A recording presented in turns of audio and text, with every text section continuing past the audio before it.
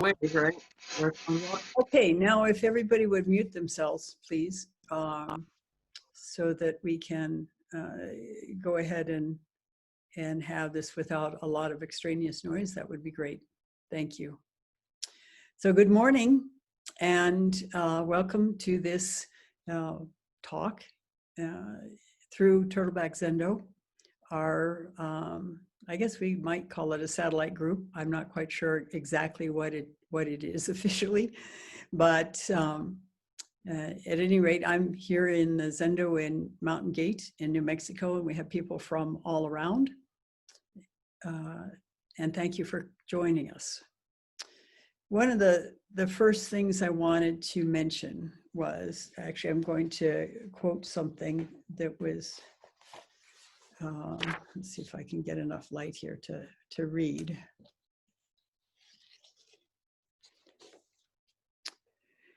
Because of danger, there's this wonderful human response, which is to think in a new way.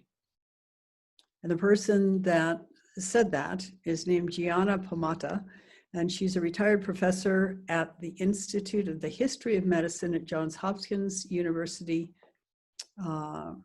And it was from an article in a New Yorker called How Pandemics Wreak Havoc and Open Minds. How pandemics wreak havoc and open minds. And this is something important to recognize.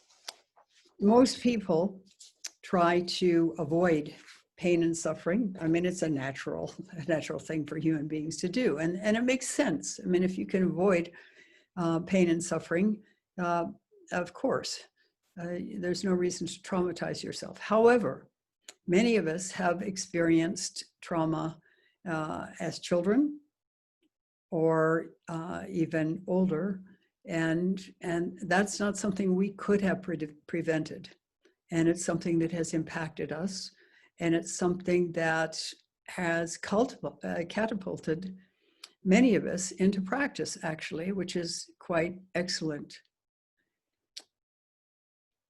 Because when we are pushed against a wall, when our ordinary way of thinking about things, of experiencing things, are not available, because whatever's happening to us is so far out and so extreme in our experience that there's no context for it. And as well, if it is something that is traumatic, then there's an even greater impact. And so there are some options under certain circumstances. And of course, if we are seriously traumatized, then hopefully we are able to eventually receive the kind of help, professional help, that will help us process it and become increasingly free from it. I should say increasingly free from the tyranny of it.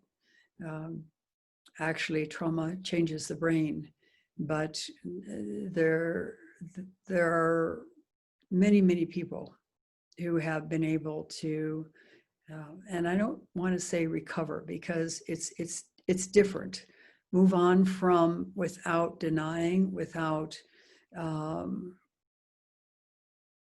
shoving it under the carpet, with enlightened processing, who have experienced trauma. There are, of course, grades of trauma, all the way from seriously extreme, in which case there is no one in a child's life who has been there for that person, not a single person. And the child grows up assuming that there won't ever be anybody, that they can't trust anyone. And that takes a very, very different way of working with a professional to help reach a point where regular trauma therapy can become effective. But for everybody else, and even for those for whom that is the case, and who have experienced ongoing professional help, Zazen can make an enormous difference. And because of exactly what this retired professor said. And I'll let me read it again.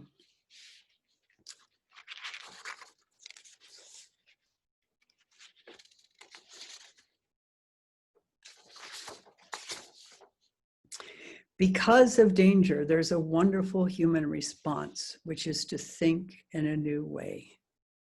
Because of danger, there's a wonderful human response, which is to think in a new way. Again, as I said, because the old ways of thinking, the old ways of experience simply don't work. They cannot explain, they cannot help. And we are forced to open our minds in a new and different way. And that is exactly what we're asked to do, trauma or no, in Zen practice, is to open our minds beyond where we would ordinarily assume. We grow up, we become conditioned, we get ideas about life, we get ideas about who we are, we get ideas about what we can do, what we can't do, who other people are, and so on and so forth. And that actually can be quite helpful. But if we get too strangled by these assumptions and frozen in an inability to see it in an expanded way, to see alternatives, to see that that maybe not everybody is such and such a way. Maybe I am not fixed in the way I feel like I am. If we can move beyond that, then it's an amazing life we can unfold into. And this is what the Buddha taught a long, long, long time ago, that it is said that when he came to his profound awakening, he said, "Wonder of wonders, all beings are perfect, whole and complete, lacking nothing, filled with this amazing mind of great presence and openness and compassion. But because their minds are turned upside down through conditioned thinking, they fail to perceive it. And so we go along in our little ruts until something difficult happens, or there's this ongoing underlying kind of discomfort, not big enough to be really in our face, but enough that it's like an itch that won't quit. And then if we're fortunate, we come to practice. And then we're faced with a big challenge.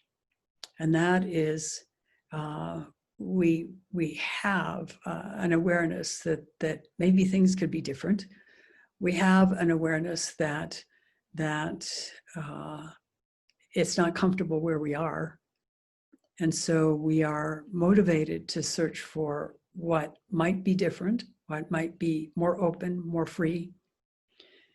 Of course, many people, I would say close to the entire human race, searches in many external ways. We search through, all kinds of things, some functional and some dysfunctional. And we're always looking for that something, that we have a sense that we're missing. Somehow we're missing, but it's important to return to it. And that is a very strong and very real sense. And it is one that can carry us along, because this practice involves seeing where we're caught, seeing where we are driving our life in ruts, as opposed to freely moving through life in a wonderfully compassionate and wise way that isn't rigid. And this search can be quite challenging. especially if we have a history that has conditioned us to need to be in control. And anybody who has experienced any level of trauma has that felt need to be in control. When I was in my earlier years of practice at the Rochester Zen Center, I went through a period where I had many nightmares, and they were always the same. They weren't terrifying, they were just pretty frustrating, but they were also enlightening. One was that I was driving into a parking lot, large parking lot like you find around a big shopping center. And I would start to slide into a slot and the brakes didn't work. I couldn't stop the car.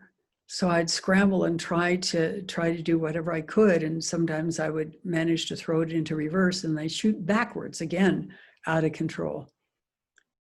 This was a repetitive dream at a certain point in my practice that, of course, indicated to me that this control that I had felt like I needed to have, really for sanity's sake, growing up, was slipping out of my fingers. And that is one of the things that is important to recognize in Zen practice, that it's about allowing ourselves not to have control. And we walk into it gradually, but it is very, very, very important to recognize that this is one of the big things we're going to be up against, regardless of whether we've had trauma or not. If we've had trauma, then it's especially challenging. But even if we haven't, there's a part of us that is deeply invested in the status quo. And that means this self-image of who we think we are, what society assumes about us, and how we live up to that. And it can, because of our conditioning, normal human conditioning is to need to be part of the group. And needing to be part of the group requires conformity. And that conformity can be pretty stultifying. One of the things that we're seeing with this COVID-19 pandemic experience is that people are rebelling against that and making a political statement not to wear a mask, and even getting quite violent about it, which is pretty sad because they're missing the point. But that aside, there's a part of us that is deeply invested in maintaining this, and to the point where people will even do drastic things to hang on to it. Or if it's impossible to hang on to it, they'll do drastic things to end their lives. This was borne out with the market crash in 1929, when stockbrokers literally hurled themselves out of the windows of their office buildings, choosing to die rather than face the fact that maybe they had failed in some way. So all of these things are the kinds of things that can come up for us. Not that we were stockbrokers, but in our daily life, most people don't come to practice out of a lovely life. Or if they do, they come to practice because there's something running in the background that begins to get difficult to ignore. Toni Packer once told me that she only had ever met one person who had not come to Zen practice as a result of suffering. And she added, it only took him 6 months to uncover it. But this is fantastic because there is tremendous, wondrous potential in practice. We have to walk it, but ultimately it offers us the most amazing freedom you can imagine. In fact, it's beyond imagining. because it's not the kind of, quote, freedom, close quote, to do whatever you think you want to do that we assume freedom is.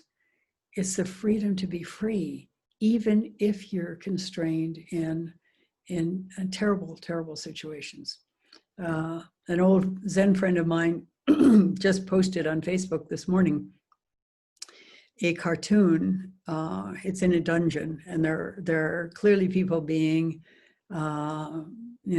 they're on the tortured racks, and they're being hung by their shoulders and upside down and all kinds of things like that. And the torturer, who is of course hooded, is looking up research in a book called Inner Suffering.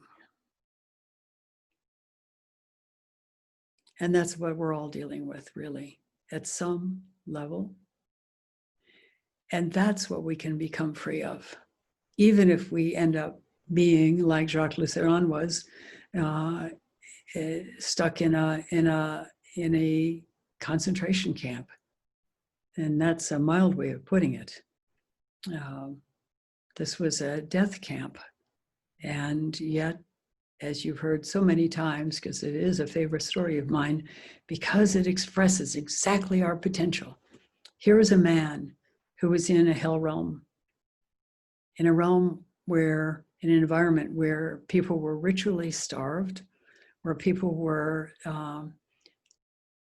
sadistically treated and sadistically executed, many different ways, whether it was being sent to the, quote, showers, close quote, where they were gassed, or whether it was sent to the square, the sort of the prison square, where they were shot while bands were playing and cheerful music, or whether they were stabbed in the middle of the night by some sadistic guard, or where they were throttled by one of their fellow prisoners who'd just simply gone berserk from the stress of it. And this is the environment that he wrote really cannot even be described. And after 5 months, he was dying because of the stress of it and the starvation. And so they carried him away to die. And instead of dying in the usual way, like Yongey Mingyur Rinpoche, whose books some of you have read, particularly the one called In Love with the World, a monk's journey through the bardos of living and dying, in which he does describe dying because he nearly died from food poisoning. And he got to a point where he was letting go, letting go, letting go, letting go. And in this case, Jacques Lucéron did the same thing. He became so fully present with his physical experience, and this is key. He became so physically present with that energy in his body that translated into various different bodily organs shutting down in extremity, that he came to awakening. And the same thing happened with Yongey Mingyur Rinpoche. He already had many, many years of practice, meditation practice under his belt, having been born into a family that was full of known reincarnations of former masters, and had been trained since he was a kid in meditation. And he was 36 years old when he had this basically near-death experience where he literally stayed utterly present with the experience of dying as his body began to shut down from this extreme physical condition, the extreme food poisoning and serious dehydration. Both of these men survived, and it changed their lives. Jacques Lucéron wrote that he found joy there, in the middle of hell. And I do not suggest to any of you that you try to bring yourselves to near death in order to have some kind of awakening experience. You don't have to do that. It's a lot easier to simply go inward and face the demons. And there's a wonderful way to do this. There's a very effective way to do this.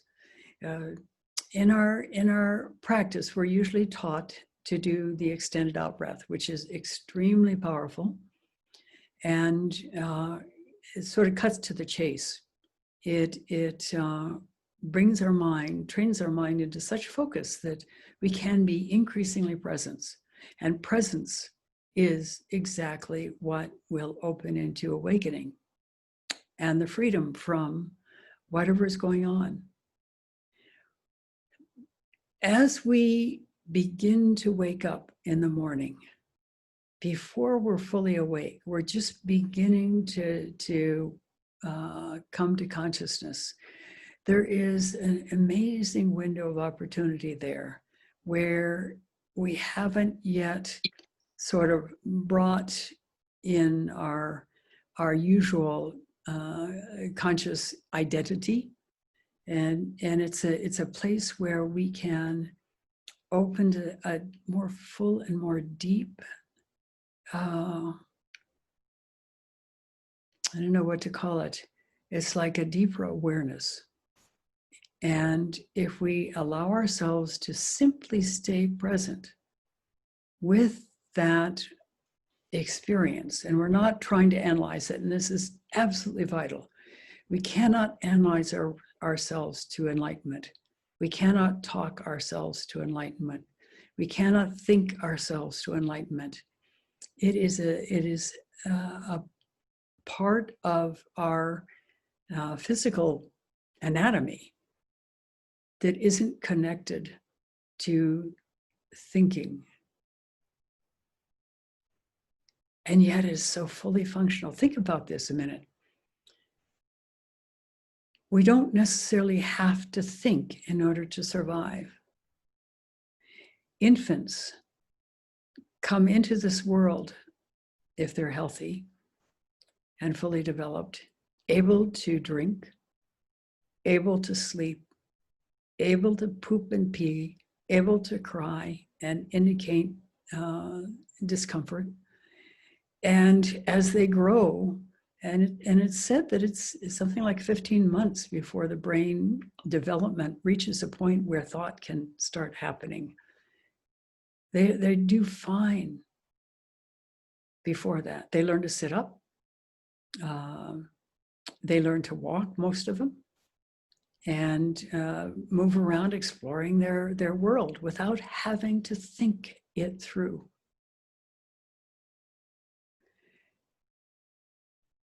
There was a woman, a scientist, who had a stroke that took out her cognitive abilities for 8 years until she recovered. And she wrote a book called My Stroke of Insight. And she was amazed at the experience in an extremely positive way of what the experience was in the process of the stroke, where her cognitive part of her brain went offline, but the joy that she experienced, the whole thing transformed her life. When she was able eventually to work again, it changed how she worked. She no longer did animal experiments that would torture the animals. She became, she uncovered her innate compassion, and it didn't affect the functioning of her, particularly once she was able to recover fully. And even before that, she could still sleep, she could still eat. There were things that she could still do.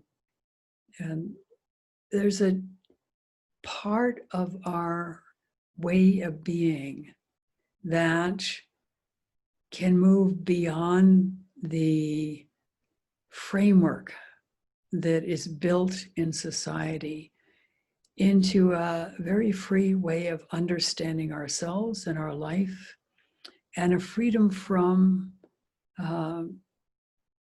difficulty, freedom from suffering, even when suffering is present. It's not fake, it's real. We need both aspects, being able to think and being able to feel and understand through sense.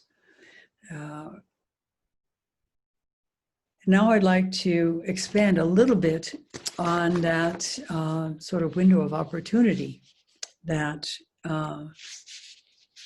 happens just as we're beginning to wake up, before we become fully awake and suddenly we're back in our cognitive framework. This is from a student of mine who had a traumatic growing up. And when we first met, he was still having a difficult time. But through practice, which he dove into and opened to facing exactly what the sensations in his body were, he has become increasingly free. And he also has discovered the benefits of this moment, or a few moments, where you're just beginning to wake up, just beginning to come to. And here is what he writes. I've noticed that when I get insights into a mental problem, the answer always appears early in the morning, when I'm half awake and half asleep. When the mind realizes that, I leap out of bed and type it up. Thank you for the continued encouragement to let go.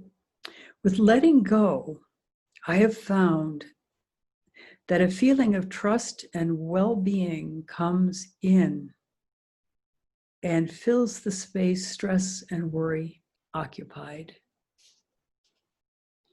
With letting go, I have found that a feeling of trust and well-being comes in and fills the space stress and worry occupied.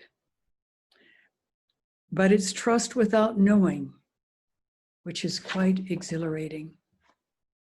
I might almost say trust in not knowing. This is going right to an edge in our minds. This letting go is something that is frightening, or can be frightening. It can be daunting. We can have a great deal of resistance to it. And yet, if we allow ourselves to feel in our bodies the sensations of whatever the discomfort is, the vibrations, the little tightnesses, the jaggedness, the iciness, the whatever it is, and it'll vary, and it'll transform, actually, because when we begin to tune in, and tune in increasingly completely, then it begins to dissolve if we have tuned in sufficiently. That said, it takes practice. It takes practice. It's not something that most people can instantaneously do, particularly if we've got a painful history, because it means walking into the physical experience of what it felt like energetically. We're not talking about memories. We're not talking about reliving. We're talking about opening to the stuck energy that gets frozen at the moment of trauma, and allowing it to release by simply being as present as possible to that energy in our body. It's something that we have practiced over sometimes decades, not feeling. And that's one reason why it's difficult to actually activate to the point where it will let go. But I know from my own experience that if we work with it and persist, it's amazing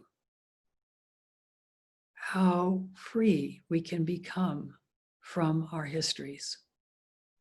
It's not denying the history, it's allowing ourselves to become free from it. And it can be an ongoing practice for a long time. First of all, because there's usually many, many layers of it. And second of all, because we're a little bit of slow learners. You know, we will process something and feel like, wow, it's done. And then a few weeks, few months later, it'll come up to blindside us again. Not as strong. That's important to recognize. Not as strong, because we've already made inroads into it. And we do the same thing then. We tune in and allow those sensations to dissolve. And we know that we have been fully present with them when there is a palpable feeling of dissolving. One interesting, perhaps, expression of this is that all the time I was growing up, I had nightmares of falling. And I would jerk myself awake just as I was starting to fall. And it didn't help. It interrupted my sleep, and I was, stuck with this huge stress response at that point. Continuing, I managed to suppress it for a while. And then, of course, like things happen, when I got into Zen practice, and particularly when I was resident at the Rochester Zen Center and doing pretty intensive Zen training, it started coming back out in the woodwork. And it was at that point annoying, because we got little enough sleep with the schedule at the center. And then to be jerked awake in the middle of the night with all this intensity and fear was not helping. It took me a while to get back to sleep, and it certainly interrupted my sleep. And I got disgusted. And finally, I thought to myself, okay, this is just a dream.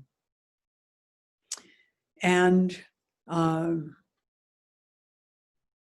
just going to stay present with it and see what happens.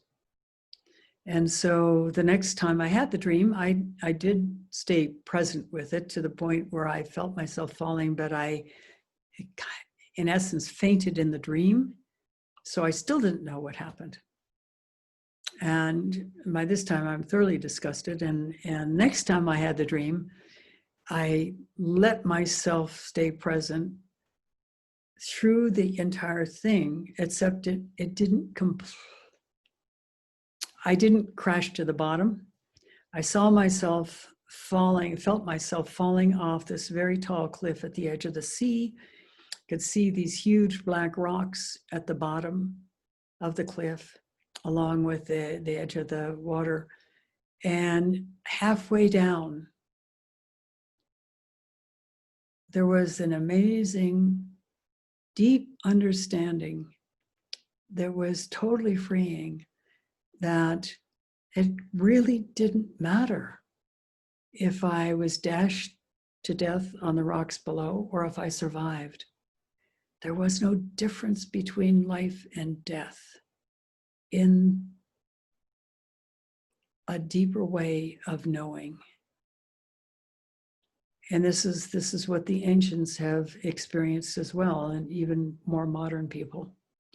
Then many, many years later, I had another dream in which I was a young Native American kid, maybe 12, 13 years old, walking around the edge of one of the mesas here in New Mexico, not so far away. In fact, it's over by Los Alamos, a particular kind of mesa that was created from the eruptions of a gigantic volcano. And all of a sudden, I lose my footing. And I'm looking around fast for something to grab onto, and all there is a little bit of grass here and there, a few tufts of grass. And I knew that would not keep me from plummeting to the bottom of this cliff. And so I thought, well, heck, it's just a dream. Let me just see what happens. And I was hurtling down this angle like this, and then it changed to a sharper angle and all the way down to the bottom, and I landed amazingly on my feet. And the whole journey down was one of incredible exhilaration. High energy, yes, but the terror that would have been there years before, that energy was transformed into exhilaration.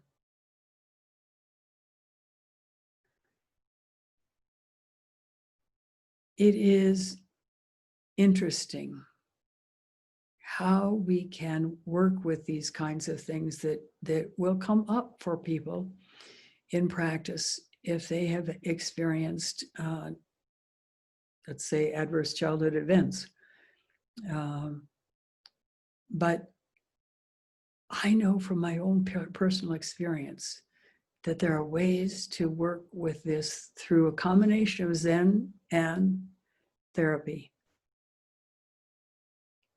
And both are a dynamite combo.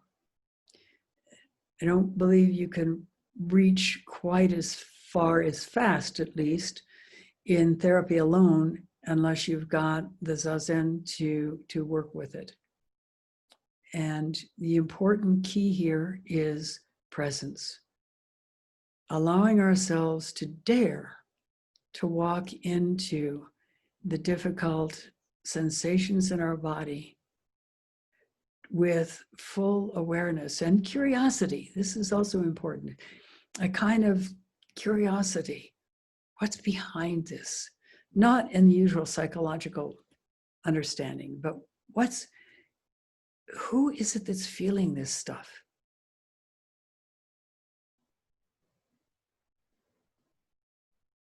This is important. Our Zen practice has the potential to free us unbelievably. And history has shown this over and over and over again. The Tang Dynasty in China was one not so different from the one we're in right now in America, or in the world for that matter. There was a tremendous upheaval. There was danger everywhere. There was violence. And yet that is the period in Chinese Buddhist history where the most deeply realized masters emerged from, exactly because of the environment. And we have the same potential here. So my last words to you are to be brave, to dare, to walk in to how it feels in your body, and to do that. Well, you can do it anytime things come up and there's this discomfort that begins to rise in your body. Tune in right then, and you'll get practiced at it, and it will gradually make inroads into wherever it is that you're caught, whatever the history is, and you can become free. Please do therapy if it's a challenging situation with someone who understands Zen meditation practice, because you can get, as one of my students did, connected with a therapist who disdained meditation practice, disdained Zen practice, and thought that it was doing her harm, which it was not. She has done an amazing job of freeing herself through, not that therapist, she left him after a fairly short time, but therapy, and at this point, more than a couple of decades of Zen practice, intensive Zen practice, doing sesshin. And she came into Mountain Gate with a horrific trauma history. So it's kind of funny. I'm talking about trauma a lot because there is a lot of trauma, and not everybody has experienced trauma. However, the ways of working with trauma are equally effective, just with plain old discomfort and this sense of something missing. Important thing is presence and a sense of maybe there's something beyond this. Maybe there's a different way of experiencing it. Maybe there's a deeper understanding, an openness to possibility, a curiosity. And it's amazing what you can accomplish in this short life.